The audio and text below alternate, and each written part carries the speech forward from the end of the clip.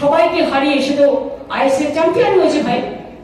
শুধু দেশের তা নয়, গোয়া আছে, কেরালা আছে, ওরাও তো খেলে ভালো ফুটবল, তা সবাইকে তো হারিয়ে এসছে। শুধু ইটস ম্যাটার।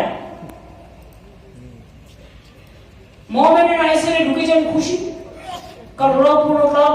আরে এখন 5 গোল আমি সবাইকে, গৌতম দাকে বিশেষ করে আজকে একটা ইতিহাস সৃষ্টি করার জন্য, ইতিহাস উপহার দেওয়ার জন্য আমার অন্তরে শ্রদ্ধা নিবেদন করছি আপনাকে, আপনার টিমকে, সৃজিতকে, টিমকে এবং সবাইকে। আমি কাকে ডাকি? Captain of east Bengal club, মহিলা ক্যাপ্টেন না ছেলে ক্যাপ্টেন? না, আমি ক্লাবের হাতে, ক্লাবের থেকে কে আসবেন? একজন আসুন। প্রেসিডেন্সি আসুন।